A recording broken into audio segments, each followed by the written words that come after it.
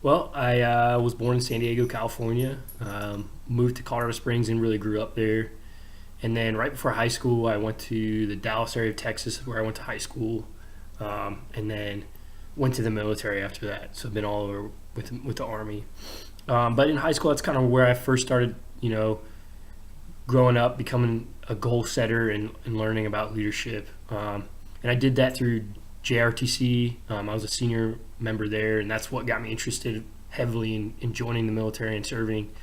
I was a member of the National Honor Society where I volunteered. We volunteered every month. And then I also volunteered at my church as well. And then I had a part-time job, worked about 15, 20 hours a week. So very busy in high school. And it's really where I learned, hey, hard work, it'll really earn you a lot. So when I was in high school, I knew I wanted to go to college and I knew I wanted to serve. Just didn't know where I wanted to go. Well, my brother, he was a year ahead of me. He applied to and got accepted to West Point, and I said, hey, that's a great school. I would love to go there. My brother did it. I think I can do it too. So I applied and I got in as well. And I went on to West Point. And while at West Point, along with all the other tough extracurriculars that we have and all the tough academics, is the hardest academics I've ever had in my life. I was involved there as well. We had a thing called the West Point Negotiation Project where I was a senior leader of that as well. And we basically trained soldiers prior to deployments on negotiation techniques. And we had a class that we took and we learned negotiating techniques ourselves. I was a management major, but I got a systems engineering minor. And in my systems class, my senior year, we had a class project, I guess we called it, and my group got placed first for our parking optimization project. And really, West Point, it just taught me the value of leadership and working hard, and you'll achieve your goals if you work hard and you really have a strong work ethic and great leadership. So moving on to my Army career, graduated West Point, became an engineer officer, and I've held a number of different jobs in the Army, a lot of different and unique jobs. I think probably my proudest one was the most recent job that I had as the operations officer. This is where I really got more of a strategic level leadership. I was involved in a lot of decision making for our battalion, which we had about 500 to 700 soldiers. And so I would help plan training for 500 to 700 soldiers when we go out to the field, and then making sure it got executed as well. So had a really good career in the Army. Really enjoyed my time there, but I'm at that tipping point now in my career where this is a great opportunity for me to get out and move on in a new career, a new opportunity. So I'm really looking forward to an opportunity in corporate America. I think it's a great fit for me. I think I have a great personality for it, and I really love working around people. And so, while I'm young, I decided, hey, I think it's time. So I decided to take the plunge, and now I'm looking for this new great opportunity in corporate America.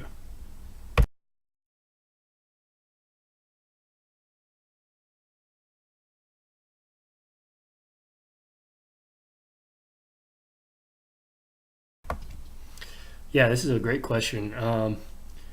I think that I'm kind of a hands-on leader, a hands-on worker. When I first got into the Army, I didn't know a lot, and I needed to learn a lot, and I still need to learn a lot. And I know when I go into corporate America, it's going to be the same way. I'm going to need to learn a lot, and I'm not going to know a lot. So when I first got in the Army, my first job was the assistant maintenance officer for our battalion. And we're a heavy construction battalion, so we have a lot of heavy construction equipment. So maintenance was always an issue because stuff broke down. We were deployed in Afghanistan, a lot of dust. Just not really a great environment for heavy construction. So they put me in maintenance, really different for me. I'm an engineer officer, brand new second lieutenant, don't know a lot about it. So what I did was I just got real hands-on. I had my paperwork and responsibilities, tracking mechanisms, and briefings that I had to do as an officer. But whenever I had opportunities, which I had a good amount while I was deployed, I'd get out there with the soldiers, go on the line and see what they were working on, learn how different pieces of equipment worked, and put the coveralls on sometimes too, and get dirty and get oil all over me and help work on it with them. And I didn't know a lot, so most of my job was filling up a bucket with the kind of oil they wanted or passing them a wrench. But to me, that was a great learning opportunity, and it was a good bonding opportunity for the soldiers there. And I think as a result, I earned the respect of the soldiers. They saw, hey, he's willing to do the dirty jobs and do the jobs that he's asking us to do. And at the same time, he's also humble enough to learn a little bit too, because I didn't know how everything worked. So I thought it was a very effective way to get to know these guys. And I think as I went on there, as time went on, it was much more effective to getting things done as well, because I knew what pieces of equipment were down with them, and it was easier for me to ask them to do something when I knew exactly what they needed to do, just because I was learning from it.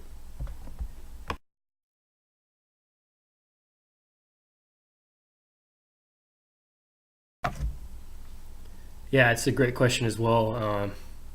I think the biggest challenge I had as an executive officer was, it's a step up. My first role in the Army really was platoon leader, and that's kind of your basic low-level job. It's a great job, but people expect you to make mistakes. When I moved up to being an executive officer, it was kind of all bets are off. People kind of expect me to know how things work and expect me to get stuff done. Well, a big challenge for me was it was almost like peer leadership, because I'm a first lieutenant and I'm the senior first lieutenant in the company, but there's 3 or 4 other first lieutenants as platoon leaders who are kind of one step below me, but they're the same rank as me, and they're really only a year apart from me. And now I'm having to lead them and tell them what to do. So I think that's probably the greatest challenge I had, peer leadership. It's not easy, and there are a lot of times that I didn't do a great job. But I remember one of the biggest things that we always did was inventorying equipment, laying it out. And so we're doing a change of command, so we had to do 100% of all of our equipment. And so it's a big challenge, getting it done on time, making sure, everything's accounted for. And I know everybody's busy and they have stuff going on. But when it comes down to it, I got to make the plan. So what I did was laid out the plan with them, had them come in. I said, hey, how's this going to work for you guys? Made sure they got some buy-in. They put in their input as well. And then just ensured that plan was executed well. It was over 3 weeks, I think, we did our inventories. And so, what I had to do was go down, make sure people would show up. If they didn't, get them on the phone, make sure they're present. And these are my peers, that I'm doing this with, which was not easy for me. It was definitely a learning experience. And but it turned out, we accounted for all of our equipment. Some stuff was missing, but we did such a much better job. We had probably 10% loss of what any other previous unit had from us, and everybody worked together really well because we had that plan ahead of time and we had buy-in up front.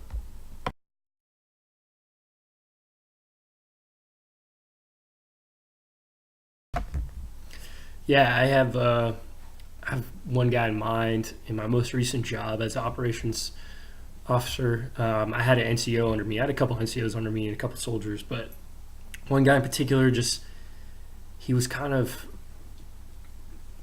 slow at his job. He didn't take a lot of responsibility. He wasn't around a lot. It was hard to keep accountability of this guy, and he had a lot of medical issues. Some of them, I think he just he was tired of working, or he'd been in the Army a long time and it was kind of getting him down. And so I think he was, going to see the doctor because he just didn't want to go to work. Well, the first thing I did was I talked to him about it and said, hey, what's going on, man? Your work performance isn't great. Um, and so, it came out that he was having some issues at home. He was having alcohol problems. And so, it turned out the guy had some serious issues. So we made sure that we got him enrolled in a substance abuse program, and that he was actually attending, because we were having a hard time making sure he was accounted for. So we would take him at times. Once he got into the program, we kind of trusted, hey, he's on his way. And then just whenever we would go on missions or whatever it may be, encouraging him when he was there. He was one of those guys that it was just really hard to get him to do stuff, and he was the type that we couldn't. He was kind of bringing the rest of the group down. So eventually we moved him on to what they call the Warrior Transition Unit, and he ended up getting out of the Army, which is, I think, the best role for him. He was a great guy, but the Army wasn't for him, and he wasn't performing, and he was really. It's like they say, you deal 90% of your time with 10% of the guys, and he was one of those guys. It was like holding his hand all the time. But what I really learned from all this process was, everybody matters. Everybody's got strengths. I worked with him up front, tried to get him involved, and he still was struggling, and he had some serious issues that he was dealing with, and that was a big result of it. So when we learned about his issues, we made sure that he got help. Didn't belittle him or anything, but we were firm with him and said, hey, this is probably not the right fit for you. So we had to end up getting him out.